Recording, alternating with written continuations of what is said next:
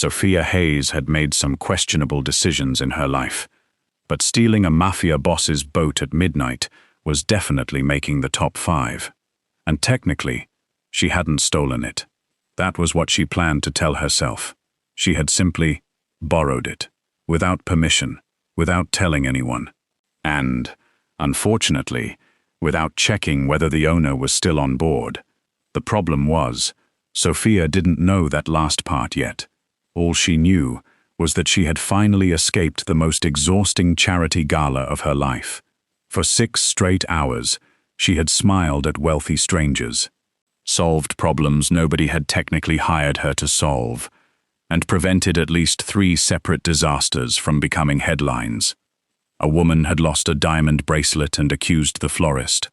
A man had spilled red wine down the front of his own white tuxedo and somehow decided the catering staff had sabotaged him.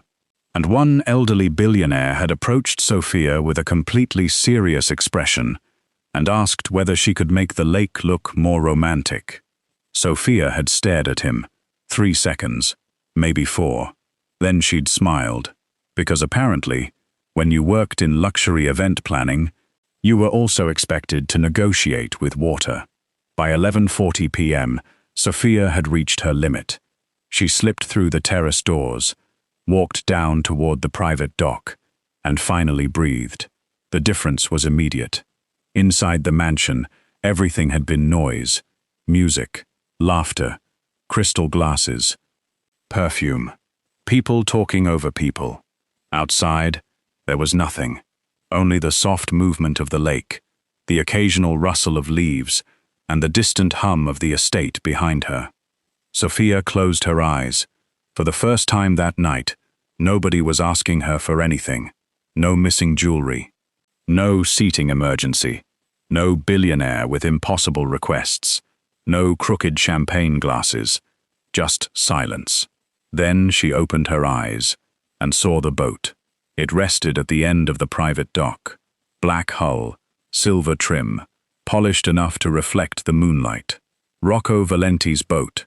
Sophia stared at it. She had noticed it earlier that afternoon. She had even wondered what it would feel like to drive something that expensive. Now, she was standing only a few feet away from it. The thought came quickly, almost innocently. 10 minutes, that's all. 10 minutes on the lake. She would take it around the cove. Feel the wind, come back, and nobody would ever know. A reasonable woman would have walked away. Sophia considered herself reasonable, usually.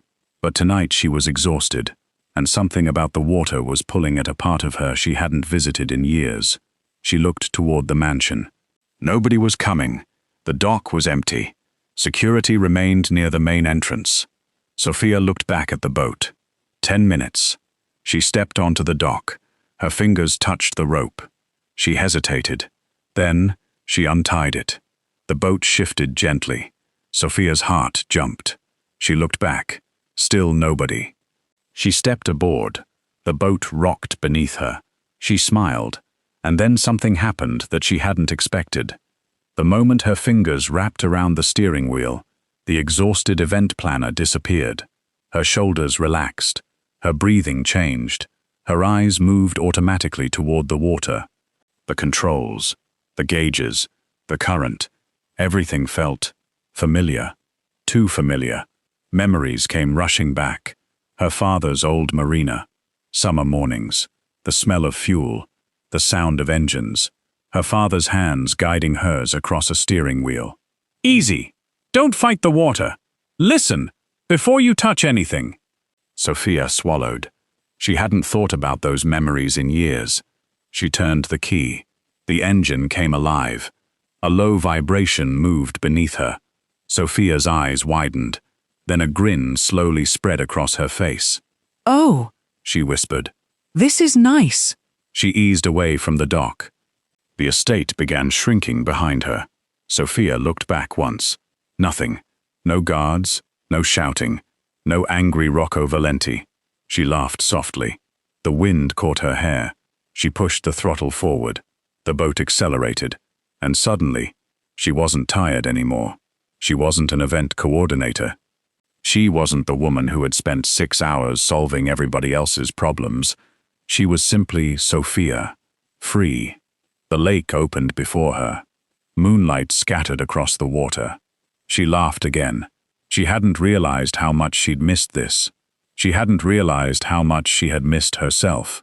For several minutes, everything was perfect, until she heard something, a faint sound behind her. Sophia frowned. She turned slightly. Nothing. The rear deck looked empty. She shrugged. Probably the movement of the boat. She turned forward again. The engine hummed. The water rushed past. Sophia smiled. Then, a shadow moved behind her. She didn't see it. Not yet. A man stepped quietly from the rear of the boat. Rocco Valenti. White shirt. Dark trousers. Sleeves rolled to his forearms. His expression was calm, almost amused. He had been there longer than Sophia realized. He had watched her steal his boat. He had watched her start the engine, and most interestingly, he had watched her drive. She wasn't guessing. She wasn't nervous. She wasn't fumbling with the controls. She knew exactly what she was doing. Rocco folded his arms. For several seconds, he simply watched. Sophia was smiling. Actually smiling. Not the polite smile she'd worn at the gala, not the professional smile she'd given his guests. A real smile. Rocco had rarely seen it. He almost interrupted her, then decided not to. There was something strangely entertaining about seeing the woman who had spent the entire evening organizing everyone else, finally doing something completely irresponsible for herself. Sophia adjusted the wheel. Rocco stepped closer. Still nothing. She remained unaware. Then, he leaned forward. His voice came quietly from directly behind her. Going somewhere? Sophia froze. Completely. Her hands remained locked around the wheel. Her eyes widened. For 3 full seconds, she didn't move. Then she slowly turned. And there he was, Rocco Valenti, standing behind her, watching her. Calm as ever. Sophia's mouth opened, closed, opened again. Nothing. She looked at him, then the water, then the distant mansion, then back at him. Her expression asked everything. She was too shocked to say. How long have you been there? Why didn't I hear you? Why are you so calm? And why, exactly, are you standing on your boat while I am driving it? Rocco's expression barely changed. Sophia finally found her voice. I can explain. One eyebrow rose. That was probably the worst possible opening, because Sophia didn't actually have an explanation. Not a good one. She had taken his boat. She was in the middle of the lake, and the Mafia boss, whose boat she'd borrowed without permission, was standing directly behind her. She looked toward the controls, then back at him. I wasn't stealing it. Rocco said nothing. I was borrowing it. Silence. Sophia swallowed. For 10 minutes. Rocco glanced toward the distant estate. Sophia followed his gaze. They had been gone considerably longer than 10 minutes. She sighed. Okay, maybe 20. The corner of his mouth moved. Sophia narrowed her eyes. You're enjoying this? Very much. She stared at him. That answer somehow made her more embarrassed. Rocco stepped toward the helm, but he didn't take the wheel. Instead, his eyes went to her hands, then the controls, then the wake behind the boat. Something changed in his expression. The amusement faded slightly. Curiosity replaced it. You know how to drive? Sophia didn't answer. She looked ahead. Rocco waited. Finally, she nodded. My father taught me. That was all she said. But Rocco noticed the change in her face. He didn't push. Not yet. Instead, he stepped back. Then keep going. Sophia looked at him. What? You wanted to drive. She stared. You're not angry? I haven't decided. That sounds threatening. It should. Sophia almost smiled. Then, the engine changed. A faint hesitation. Barely noticeable. Sophia's smile disappeared. She listened. The engine hummed again. Then, a faint metallic clicking. Click, click, click. Her fingers tightened around the wheel. Rocco noticed immediately. What? Listen. The sound came again. Sophia reduced the throttle. The clicking continued. Her eyes moved toward the dashboard, then the water, then the rear. Something wasn't right. She knew that sound. Not from this boat, from another life, from another time, from standing beside her father while he taught her that an engine could warn you before it failed. Sophia's stomach tightened. She eased the throttle back. The engine stabilized. For a moment. Then, it coughed. The boat slowed. Rocco moved closer. Problem? Sophia didn't answer. She was listening. The engine coughed again. Then suddenly, the smooth hum disappeared. The boat drifted. Silence spread across the water. Sophia stared ahead. Rocco's expression hardened. The playful mood vanished. Sophia looked at him, and for the first time that night, there was real fear in her eyes. Because she knew boats, she knew engines, and she knew this wasn't normal. She opened the engine compartment. A few seconds later, she found it. A loosened component. Fresh marks. Someone had been inside. Someone had touched the engine. Sophia slowly stood. Rocco looked at her. Accident? She shook her head. No. How sure? Very. Rocco's eyes moved toward the dark shoreline. Sophia followed his gaze. The lake was enormous around them. The estate was now only a distant collection of lights. And suddenly, the beautiful night felt very different. Someone had prepared this boat, but for whom? Sophia looked at Rocco, and a frightening thought entered her mind. Maybe she hadn't stolen a boat tonight. Maybe she had accidentally stolen herself into a trap. Earlier that night, Sophia Hayes had already decided that rich people were exhausting. Not all of them, probably, but enough of them. The ballroom at Rocco Valenti's lakeside estate glittered beneath enormous crystal chandeliers. Every surface reflected light. Every table had been arranged perfectly.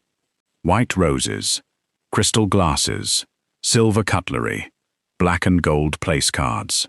Everything had been planned, down to the smallest detail, which was precisely why Sophia knew something would go wrong. It always did. Luxury events were strange that way.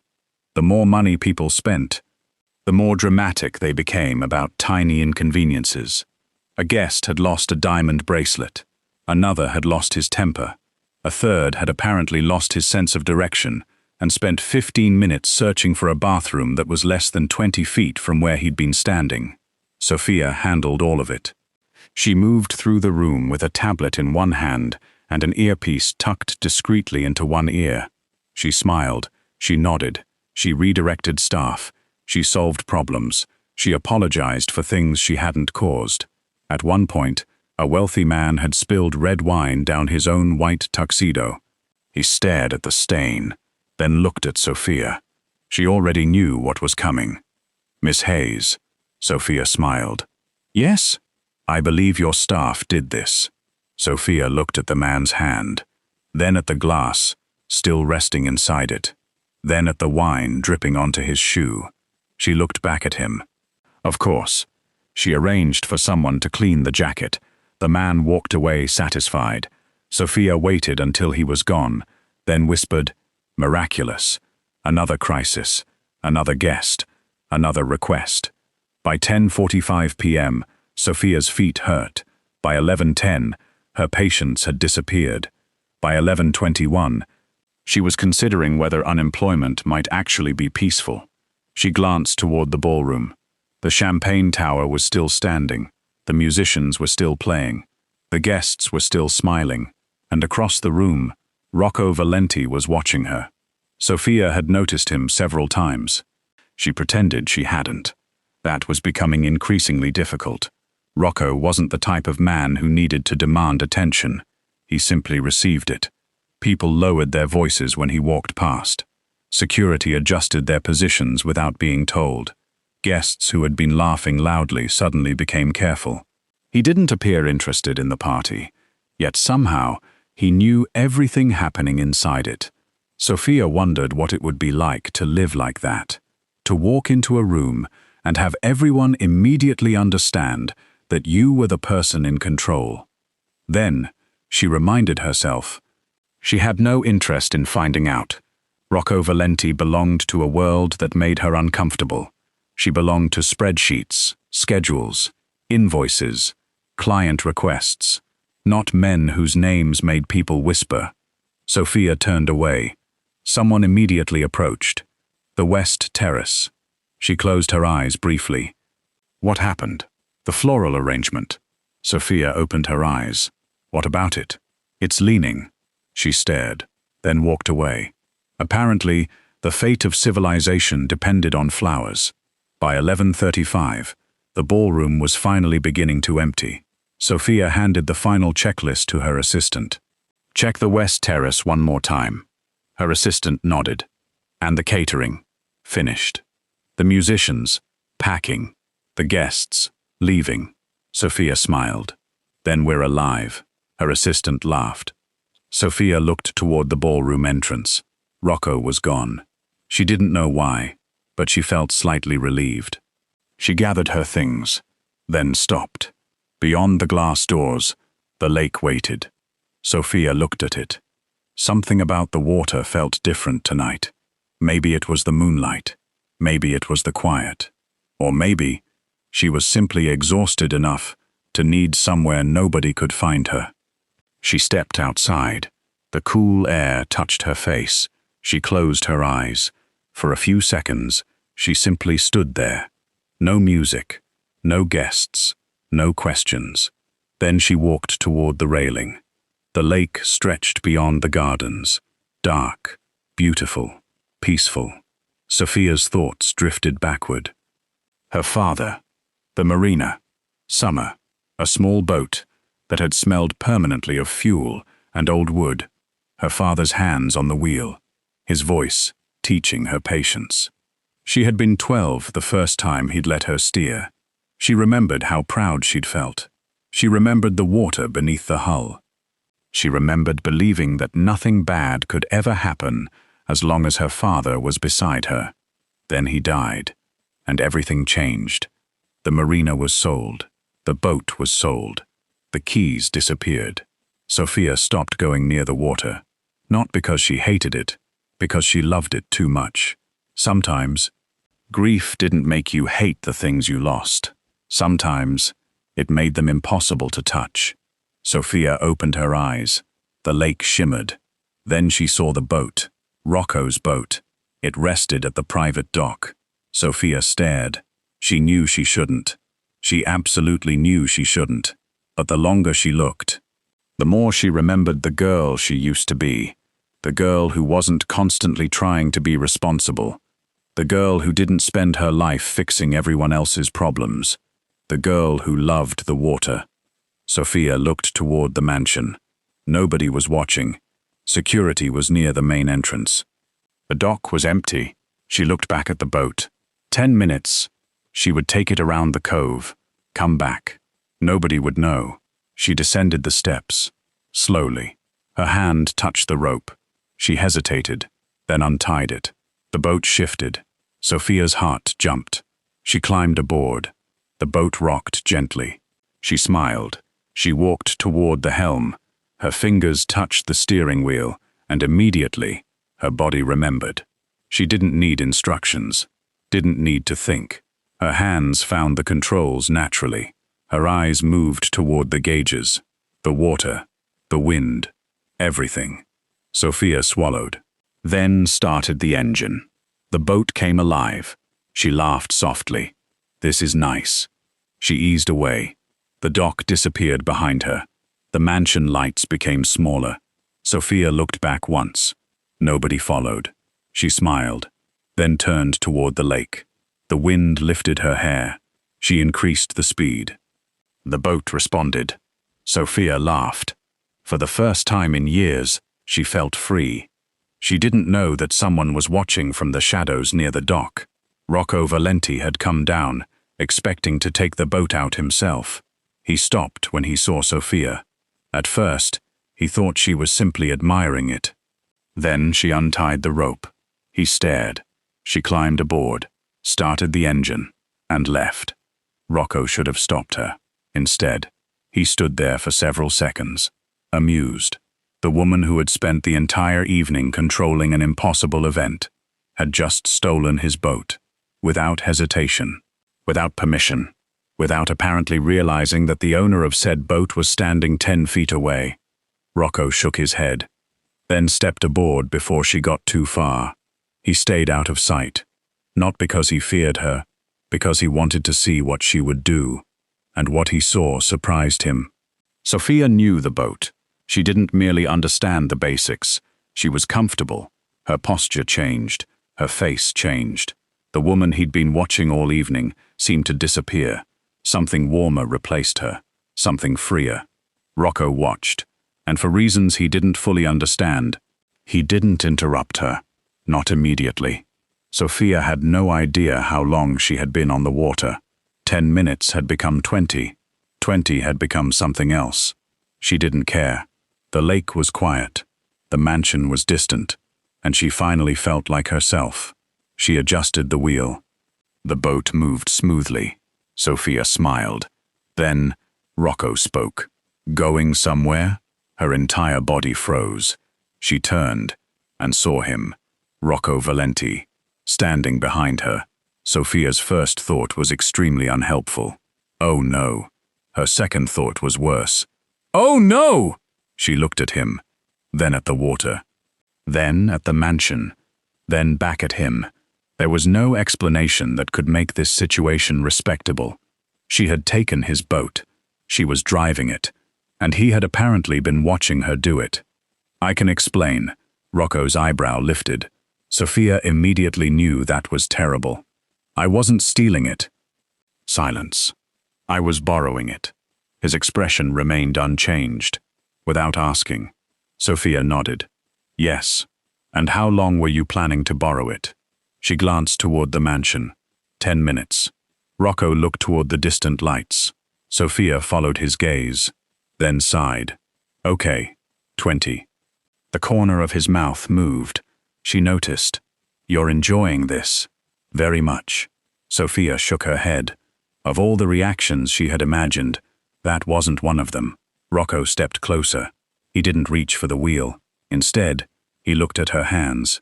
Sophia suddenly became aware of them. They were steady. Too steady, Rocco noticed. You know how to drive. It wasn't a question. Sophia looked toward the water. My father taught me. That was all.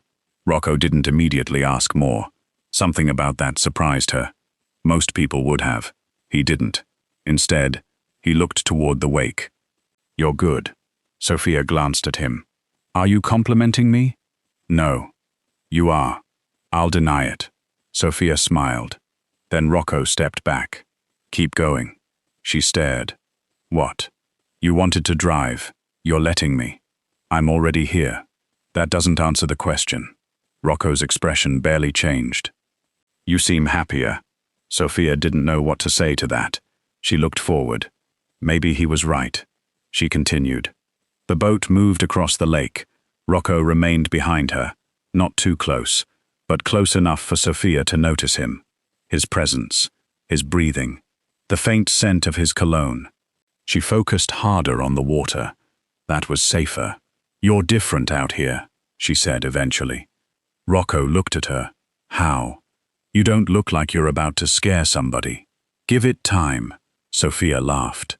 Rocco smiled faintly. For several minutes, they simply traveled.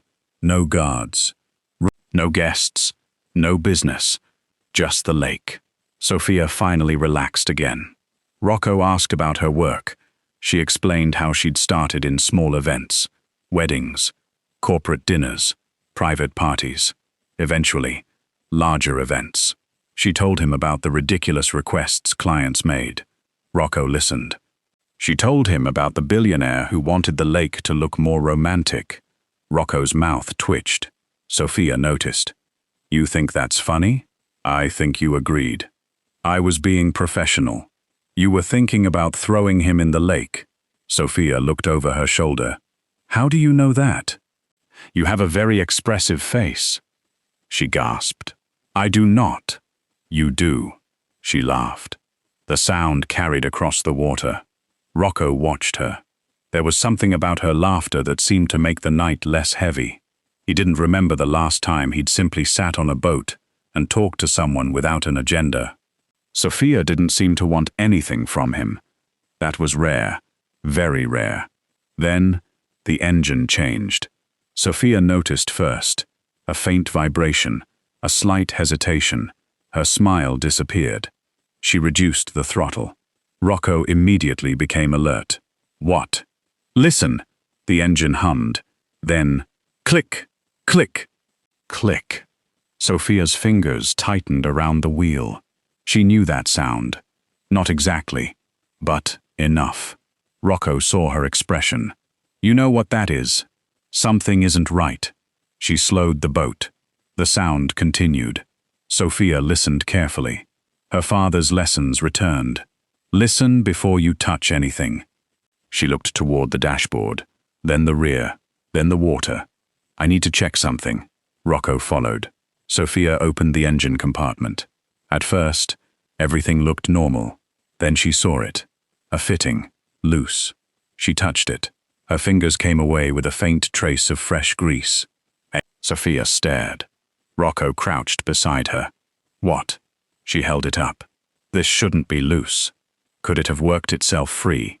No. Her answer was immediate. Rocco's expression changed. How sure? Sophia looked at the mark. Very. She examined another component, then another. Something was wrong. Not catastrophic, not yet, but deliberate. She slowly stood. Someone had been inside the engine compartment. Rocco looked toward the dark lake. Sophia suddenly remembered something. Earlier, near the dock, someone had been standing beside the boat. She couldn't remember who, not clearly, but someone. She looked at Rocco. Did anyone work on the boat today? Yes. Who? Several people. That wasn't reassuring. Sophia returned to the engine. She found another irregularity. A second component. Loosened. Again. Deliberately. Her stomach tightened. Rocco watched her. This was done on purpose. Sophia nodded.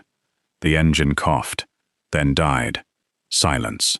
The boat drifted. Sophia stared ahead. Rocco stood beside her. The lake suddenly felt enormous.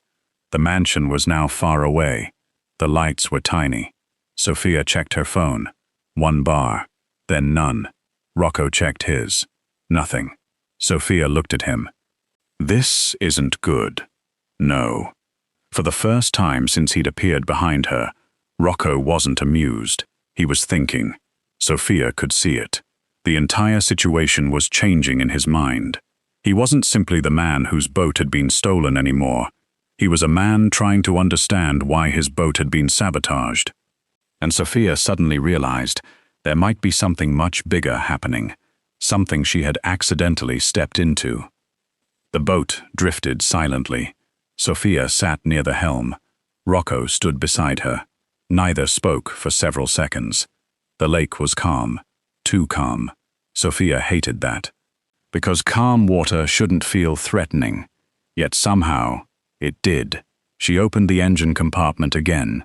She examined what she could. Rocco watched. The woman who had been laughing minutes earlier had disappeared. Sophia's face was focused now. Serious. She traced the damaged components carefully. The sabotage wasn't crude. That was what bothered her. Someone hadn't simply damaged the engine. They had altered it in a way that would allow the boat to run normally until it was far enough from shore. Then, failure. Sophia looked at Rocco. This was designed to happen later. Rocco nodded slowly. How later? Far enough out. That answer was enough. Rocco looked toward the distant shoreline. The estate was barely visible. Sophia followed his gaze. She understood. If the engine had failed close to the dock, someone could have helped them. If it failed here, but Rocco reached for the radio. Nothing. He checked the emergency transmitter. Nothing. Sophia looked at him. Both? He nodded. She felt a chill. Rocco opened the emergency equipment compartment. The flares were gone. Sophia stared. They were removed. Rocco didn't answer. He was already checking the rest. The life jackets were there. The first aid kit was there. But the emergency equipment that would have made them easier to locate was missing. This wasn't one act of sabotage. It was preparation. Sophia slowly sat back. Someone really wanted this boat disabled. Rocco looked at her. Yes.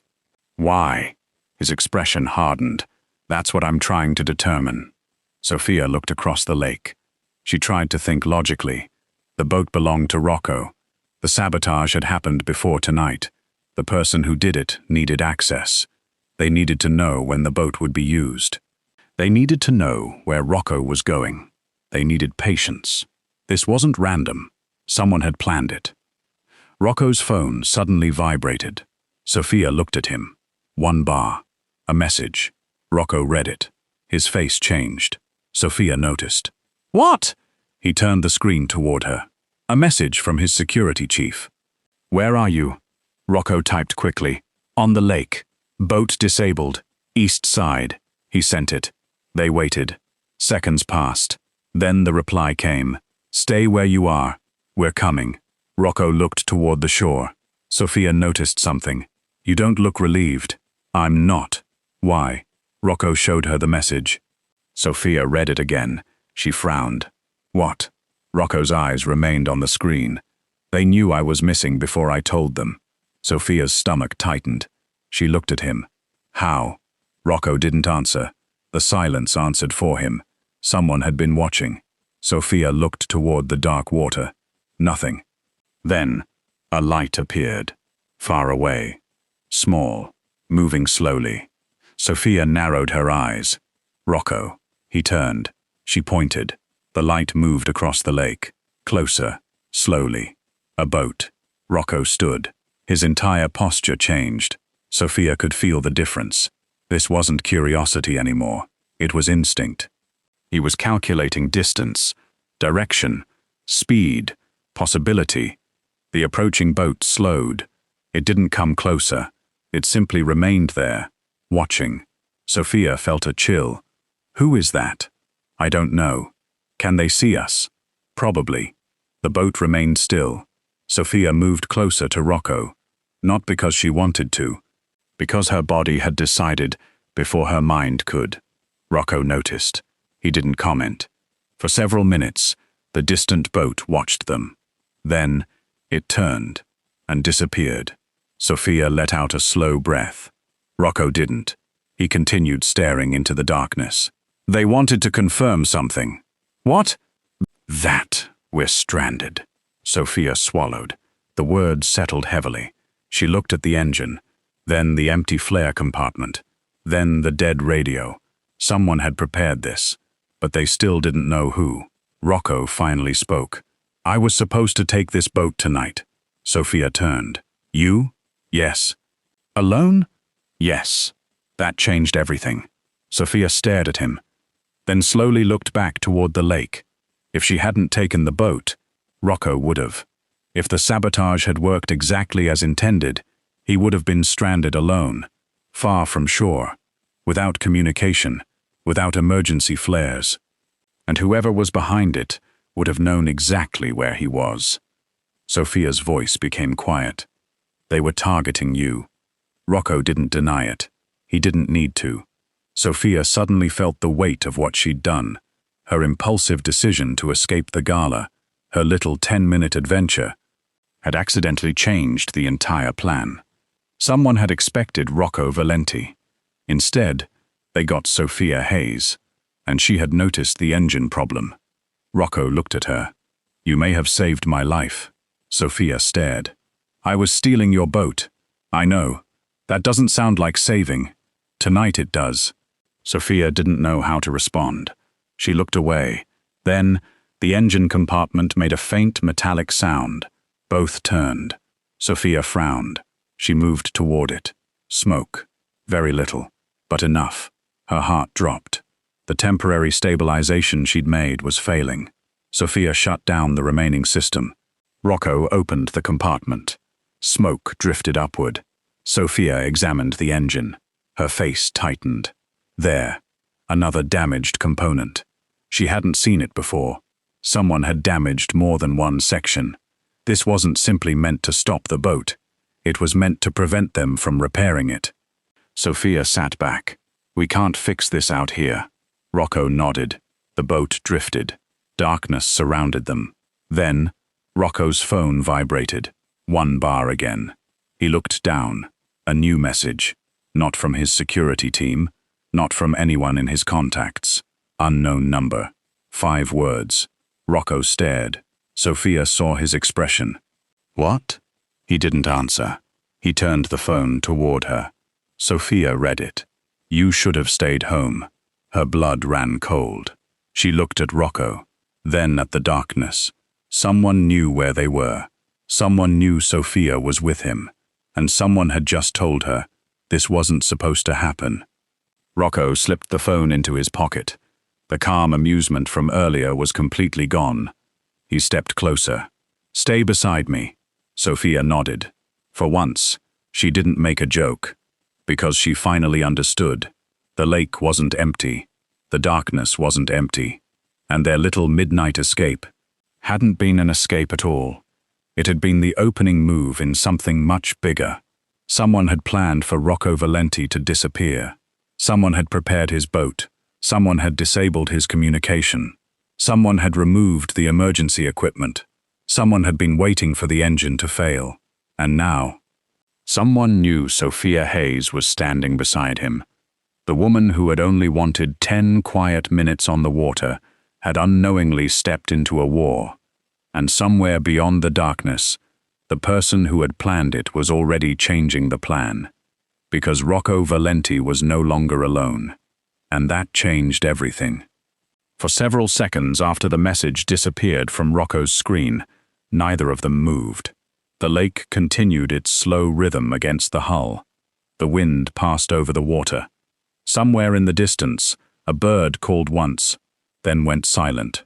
Sophia stood beside Rocco, with her arms folded tightly across herself. She wasn't shaking, not exactly, but she could feel every beat of her heart. The strange thing was, she wasn't thinking about herself anymore. She was thinking about the message. You should have stayed home. It wasn't simply a threat. It was personal. Whoever had sent it knew she was there. Which meant somebody had been watching them long enough to know that the original plan had changed. Sophia looked toward the darkness. Nothing. No boat, no light, no movement. That almost made it worse. Because when danger announced itself, at least you knew where to look. Rocco remained perfectly still. His eyes moved across the lake, slowly, methodically. He wasn't searching for the person who had sent the message. He was searching for patterns, a reflection, a ripple, a light where there shouldn't be one. Anything. Sophia finally broke the silence. "Is this the part where you tell me I should have stayed home?" Rocco looked at her. For the first time since reading the message, something almost human returned to his expression. "No." Sophia waited. "I think that advice is slightly late." She stared at him. Then, despite everything, a tiny laugh escaped her. It surprised both of them. Sophia shook her head. "That's your idea of comforting me." "No." "Good. I wasn't trying to." She looked at him. "You really are terrible at this." "At what?" "Reassuring people. I don't usually have to." Sophia almost smiled again. Then the sound of an engine reached them, far away. This time, there was no question about it. A boat was approaching. Rocco's expression changed instantly. The amusement disappeared. His shoulders squared. His attention locked onto the approaching sound. Sophia stepped closer. "How many?" "One. You can tell that already." "Listen." She did. One engine. Steady. Coming from the direction of the estate. Sophia exhaled. "Your security?" "Probably. Probably." Rocco didn't answer. The engine grew louder. A beam of light swept across the lake. Then another. The rescue boat emerged from the darkness. Sophia could see 2 men aboard, both wearing dark clothing. One stood near the front. The other was driving. The boat slowed as it approached. Sophia felt relief. Real relief. It lasted approximately 3 seconds. Rocco raised one hand. The approaching boat stopped. Not beside them. Several yards away. Sophia frowned. Why are they stopping? Rocco didn't answer. One of the men called across the water. "Boss." Rocco's gaze hardened. The voice belonged to one of his security men. Sophia recognized him. She had seen him at the estate. He was usually stationed near the main entrance. Rocco remained still. "Identify yourself." The man gave his name.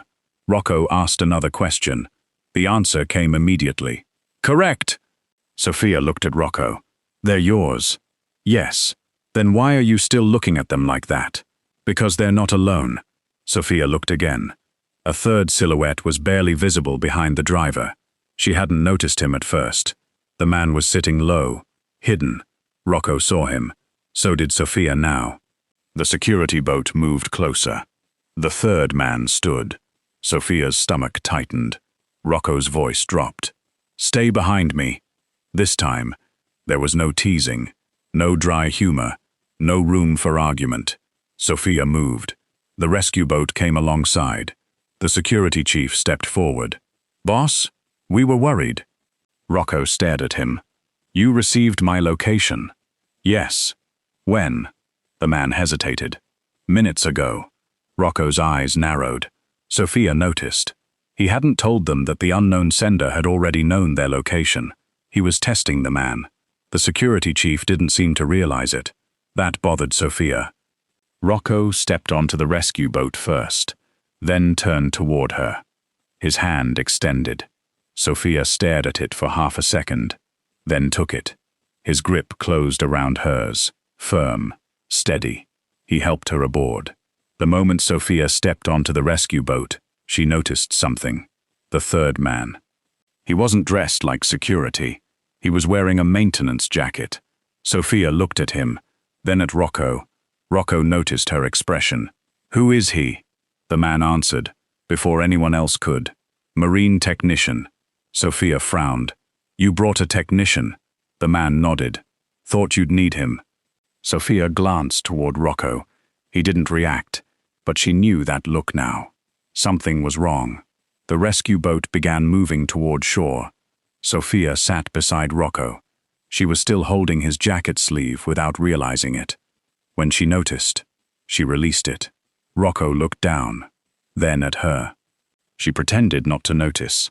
For several minutes, nobody spoke. The estate lights grew larger. Sophia watched them. She should have felt safe. Instead, the closer they got, the more uneasy she became. Because she had spent enough time around Rocco's world tonight to understand one thing. A threat was easier to handle when it was outside. Inside, you had to figure out who to trust. The rescue boat reached the private dock. Several security vehicles were waiting. Men moved quickly. Doors opened. Lights came on. Sophia stepped onto the dock. Her heels clicked against the wood. She almost stumbled. Rocco caught her elbow. She looked at him. "I've got it. I know." He released her. Sophia straightened. The event planner had returned. Or at least, she was trying to. Her hair was windblown. Her dress was wrinkled. One heel had somehow disappeared during the chaos. She looked down, then at Rocco. "My shoe." Rocco looked at the remaining heel, then at the lake. Sophia sighed. "Don't." "I wasn't going to say anything." You were. I was thinking it. She pointed at him. "That's worse." For the first time that night, Rocco actually smiled. It lasted only a second. Then his attention moved toward the estate. The doors were open. Security was everywhere. Something had changed. Sophia could feel it. The gala was over. The music had stopped. The guests were gone. The mansion that had looked glamorous earlier now looked like a fortress. Rocco began walking. Sophia followed. Inside, the atmosphere was completely different. Men were speaking quietly into earpieces. Phones were ringing. Security personnel were moving between rooms. The ballroom had been cleared. The beautiful decorations remained, but the celebration was gone. Sophia looked around. She suddenly felt like she'd stepped into the backstage area of a theater after the audience had disappeared. Everything was still there, but the illusion was gone. Rocco stopped near the entrance. His security chief approached. "Boss." Rocco looked at him. "Lock the estate." The man nodded. "Already done." Rocco's eyes narrowed. "Who authorized that?" The chief hesitated. "I did." "Why?" Standard response. Rocco said nothing. Sophia watched the exchange. Something was wrong. She couldn't explain what, but the chief's answer had come too quickly. Rocco turned toward her. "Go upstairs." Sophia blinked. "What?" "Get some rest." She stared at him. "After tonight?" "Yes." "You honestly think I'm going upstairs and sleeping?" "I think you're exhausted." "I was exhausted before someone tried to turn your boat into a floating coffin." Rocco's expression hardened. Sophia realized the joke had gone too far. She lowered her voice. "I'm sorry." Rocco studied her. Then his expression softened. "Stay close to the main house." Sophia nodded. She began walking away, then stopped. She turned. "Rocco." He looked at her. She hesitated. "Be careful who you trust." Something shifted in his eyes. He understood. Sophia walked away. But she didn't go upstairs. Instead, she stopped near the corridor, overlooking the ballroom. She watched Rocco disappear through another doorway with his security chief. Then she looked toward the terrace. Her mind returned to the boat, the damaged engine, the missing equipment, the strange rescue. And something kept bothering her. She couldn't explain it. Not yet. But she'd learned something from her father years ago. When something didn't make sense, you didn't force an answer. You waited. You listened. You watched. And eventually, something always revealed itself. Sophia looked toward the dark windows. Outside, the lake was still. Inside, the game had just begun. The next morning, Sophia woke to sunlight pouring through the curtains. For several seconds, she didn't remember where she was. Then she saw the unfamiliar ceiling, the luxurious room, her dress hanging over a chair, and the missing shoe sitting on the floor beside the bed. She remembered everything. Sophia sat up. "Oh, that's unfortunate." She rubbed her face. She had apparently slept for 5 hours, which was impressive considering she'd spent most of the night stranded on a lake with a Mafia boss and an unknown enemy. She got dressed quickly. By the time she reached the main floor, the estate was already awake. Security personnel stood near every entrance. The atmosphere remained tense. Sophia walked into the kitchen. She expected coffee. What she found instead was Rocco, already there, alone, reading something on a tablet. He looked up. "You're alive." Sophia stopped. "Were you taking bets?" "No." "Good." He returned to the tablet. Sophia poured herself coffee. She took one sip, then looked at him. "You're staring." "I know." "Why?" "You're wearing one shoe." Sophia looked down. She had completely forgotten. She stared at her feet, then closed her eyes. "Oh, come on." Rocco's mouth twitched. Sophia pointed at him. "Don't!" "I didn't say anything." "You're thinking loudly." "I wasn't aware that was possible." "It is when you're you." He almost smiled. The humor helped. But only for a moment. Rocco put the tablet down. "The investigators are here." Sophia's expression changed. "What did they find?" "Enough." That answer was deliberately vague. Sophia knew him better now. He was withholding something. "What aren't you telling me?" Rocco studied her. "You're observant. Occupational hazard." He leaned back. The boat wasn't the only thing tampered with. Sophia's expression hardened. "Where?" "Security systems." She stared. Rocco continued. "Someone accessed the dock cameras yesterday afternoon." Sophia remembered the dock. The security man. "The empty area." She frowned. "Could they have erased the footage?" "They did." "Then how do you know?" "We recovered part of it." Rocco turned the tablet toward her. A grainy image appeared. Someone near the boat, face obscured. Sophia leaned closer. The figure wore a dark jacket, a cap, gloves.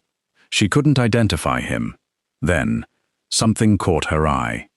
The figure wasn't standing at the engine. He was holding something. Sophia frowned. What is that? Rocco zoomed in. A small case. Sophia stared.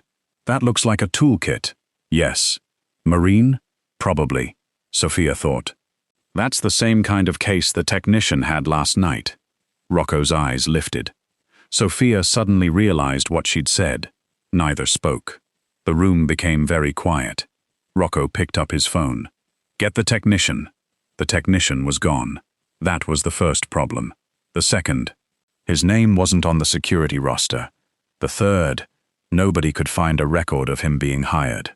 Rocco stood in the security office while his men searched through every available record. Sophia stood near the doorway. She hadn't planned to stay. But now, she wasn't leaving. The more she learned, the less comfortable she became. The technician hadn't simply appeared. Someone had brought him. Someone had given him access. And someone had known Rocco would need a marine specialist after the boat was disabled. Sophia looked at Rocco. He wasn't angry. That was almost more frightening. He was calm. Too calm. The kind of calm that meant his mind had already moved several steps ahead. His security chief approached. We're checking every entrance. Rocco looked at him. Check the staff logs. We did. Again. The chief hesitated. Rocco's voice remained quiet. This time, check them properly. The chief left. Sophia watched him go, then looked at Rocco. You don't trust him. Rocco didn't answer. She took that as an answer. Sophia walked toward the security monitors. Can I see the dock footage? Rocco nodded. She studied the screen. Different camera angles. Different timestamps. The footage had gaps. Large ones. Sophia frowned. What happened here? Deleted. I mean before that. Rocco looked at her. Sophia pointed. The security camera covering the dock had shifted slightly. Not enough for anyone to notice, but enough that the camera no longer faced the engine compartment.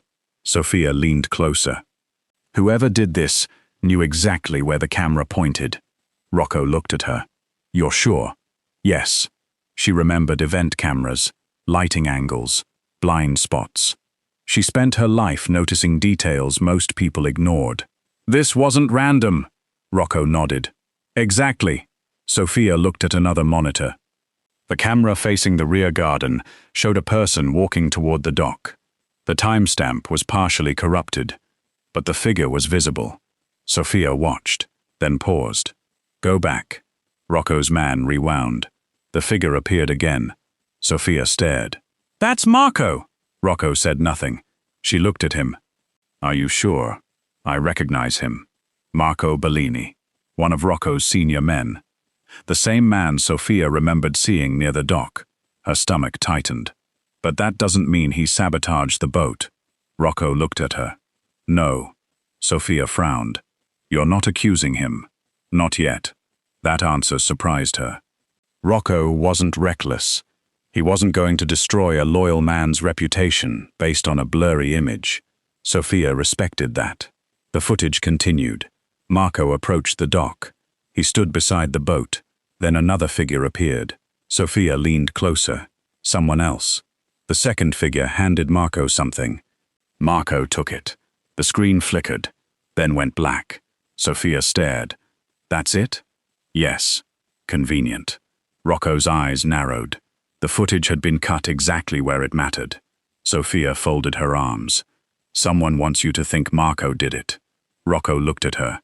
That's one possibility. What's the other? Someone wants me to protect him. Sophia paused. That was clever. If the footage was designed to implicate Marco, Rocco might immediately remove him. If Marco was innocent, the real saboteur would have eliminated one of the few people capable of discovering the truth. Sophia looked at Rocco. You're not going to confront him. Not yet. Why? Because whoever did this expects me to. Sophia smiled faintly. That's very Mafia. Rocco looked at her. What does that mean? You always seem to have 3 plans. Usually 4. She laughed. That's worse. For a moment, the tension eased. Then a security alarm sounded. Everyone froze. Rocco's head turned. The alarm came from the boathouse. Sophia's heart dropped. Rocco moved immediately. His men followed. Sophia followed too. Nobody stopped her. They reached the boathouse. The door stood open. Inside, everything looked untouched. Too untouched.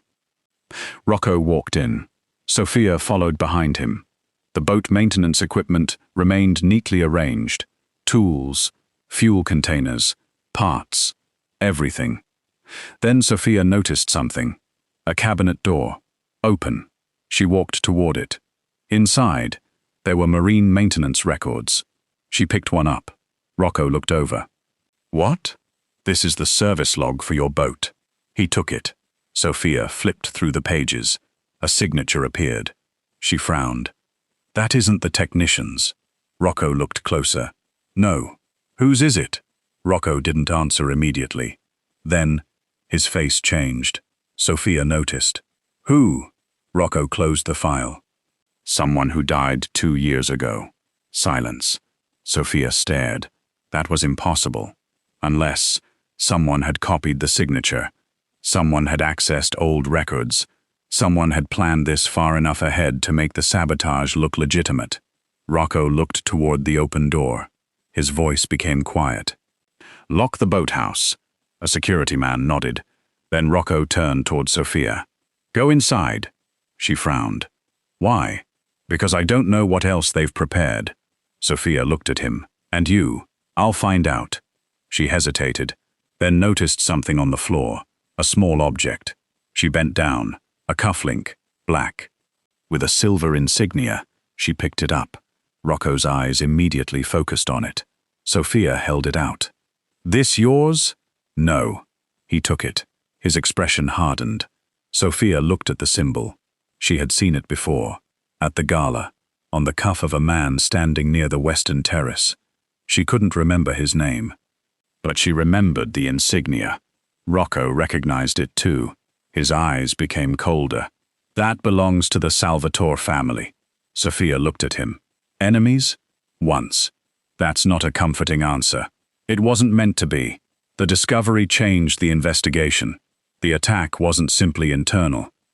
Someone outside Rocco's organization had reached inside, but they had help, and that meant the real traitor was still somewhere close, very close.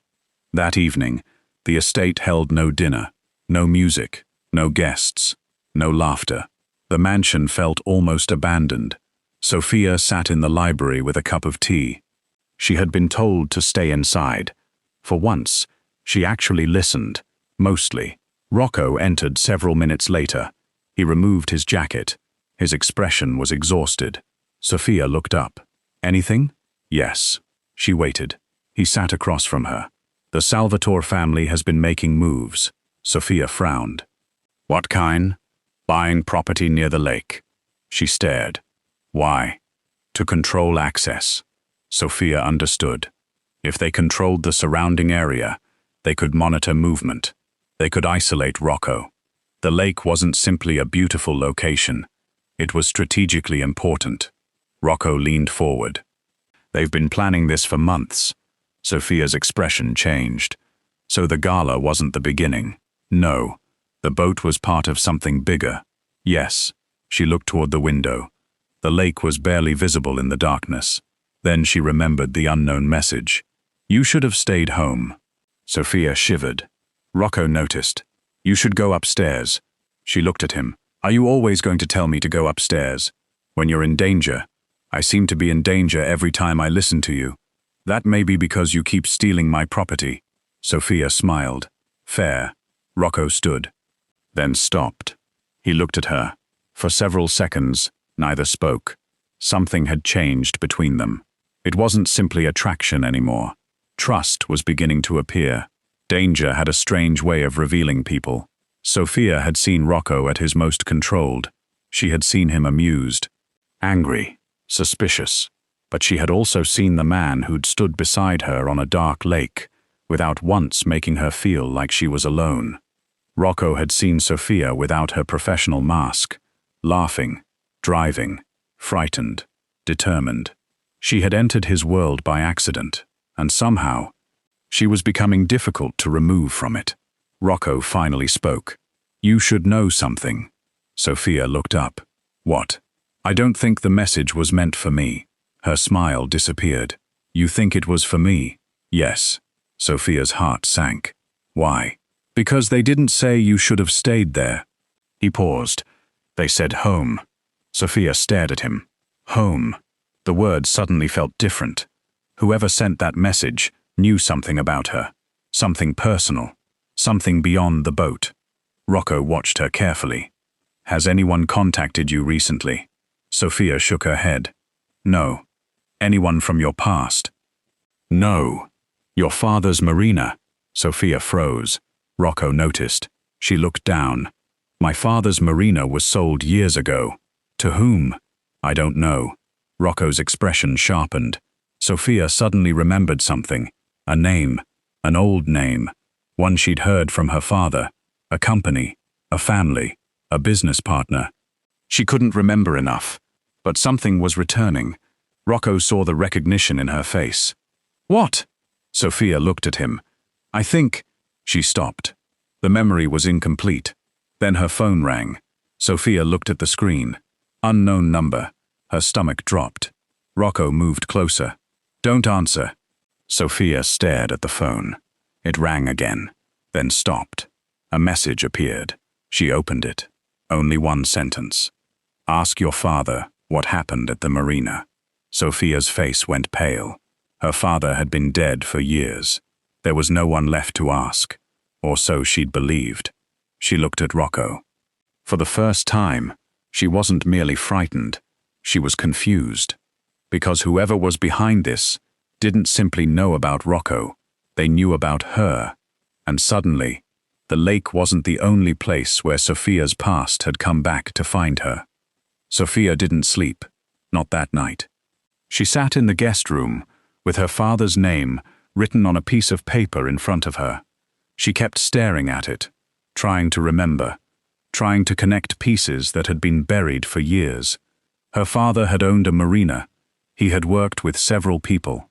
He had always been careful. At least, that's what she'd believed.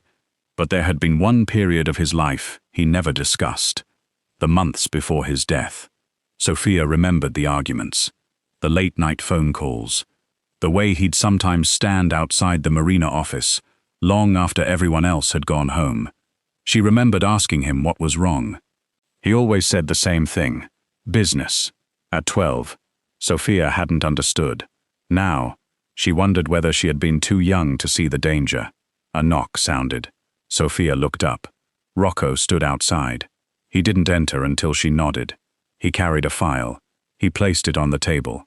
Sophia stared at it. "What is that?" "Your father's marina records." Her heart stopped. "How did you get those?" "I have people who can find things." She gave him a look. "That's unsettling. Usually useful." She opened the file. Old documents, property records, financial statements, maintenance contracts, names, dates.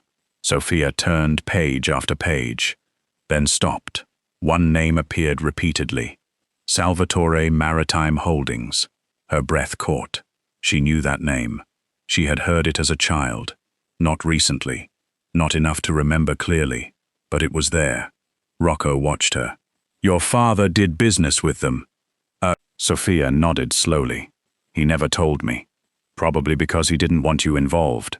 She turned another page, then another, and found something worse. A transfer agreement. The marina had not simply been sold. It had been transferred after a dispute. Sophia stared at the signature. Her father's. Then, another signature. The same name that appeared on Rocco's intelligence report. Sophia looked up. "They took it." Rocco nodded. "Your father tried to fight the sale. What happened?" "He lost." Sophia's eyes burned. She had spent years believing the marina had been sold because her father couldn't keep it. Because business had failed. Because life had moved on. But the truth was different. Someone had forced him out. And then, her father died. Sophia looked at Rocco. Was his death an accident? Rocco didn't answer immediately. That silence told her enough. What did you find? There was no conclusive evidence. But Rocco looked at the file. There were inconsistencies. Sophia closed her eyes. The room felt smaller. Everything she remembered suddenly looked different. Her father's warnings, his secrecy, the marina, the boat, the water. And now, someone had sabotaged Rocco's boat. Someone had sent her messages. Someone had mentioned her father. It couldn't be coincidence. Sophia stood. I need to go there. Rocco looked at her.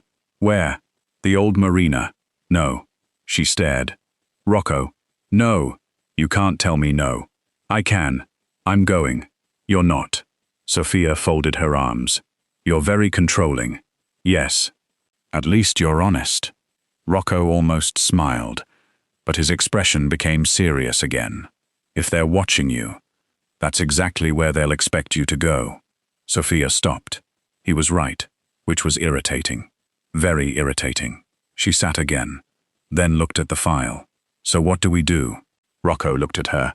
We make them think we're going there. Sophia's eyes narrowed. You have a plan. Several, of course.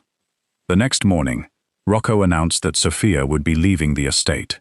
It was deliberate, loud enough for certain people to hear. A driver was assigned. A security team was assigned. The route was discussed.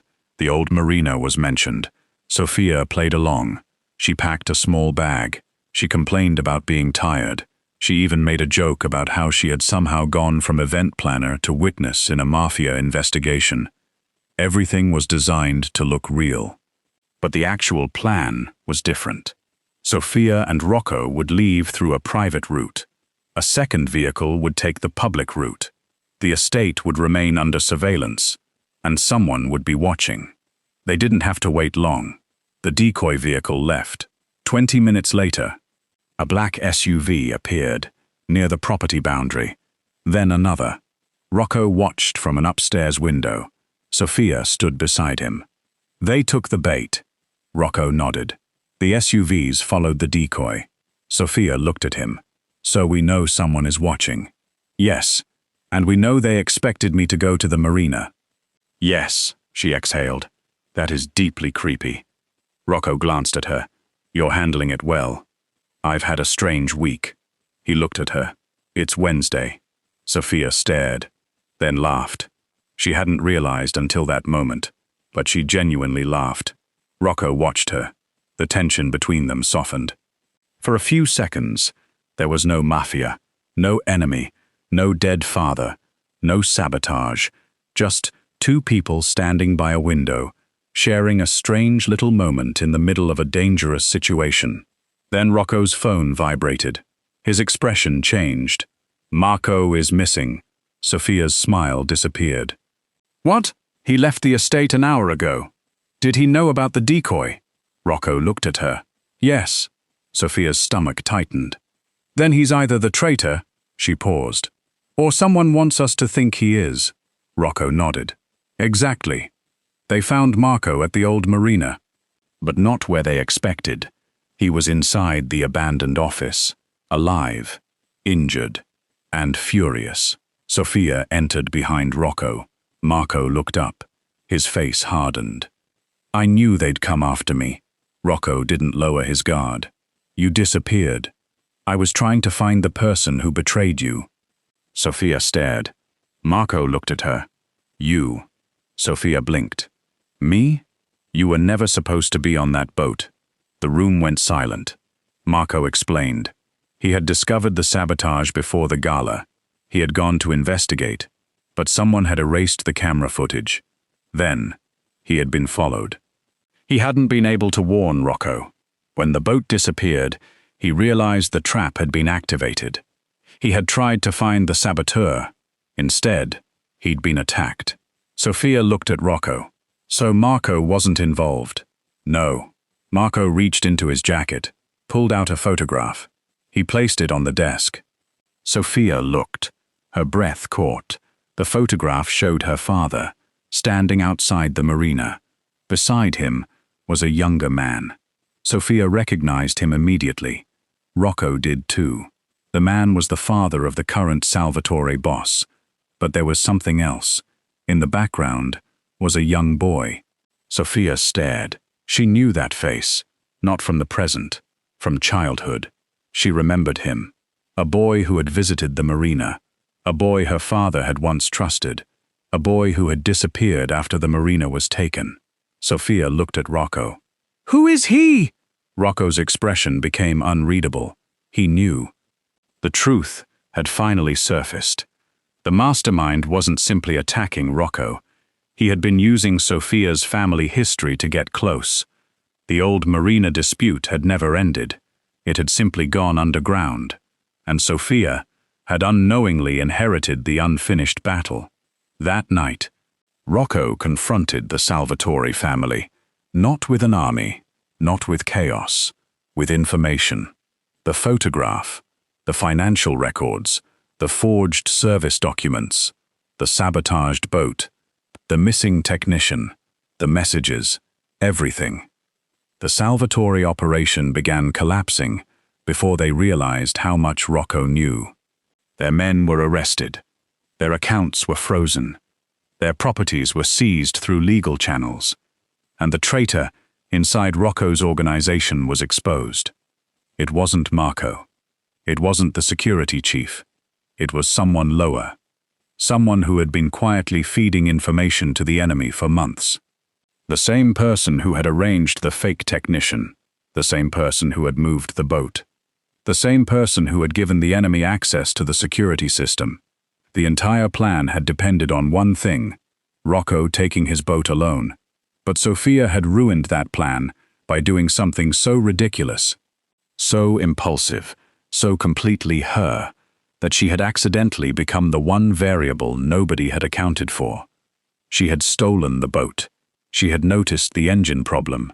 She had recognized the sabotage. She had helped expose the trap. And in doing so, she had forced the enemy to reveal themselves. Several days later, the estate finally became quiet again. No guards running through corridors, no emergency calls, no investigators, no mysterious messages.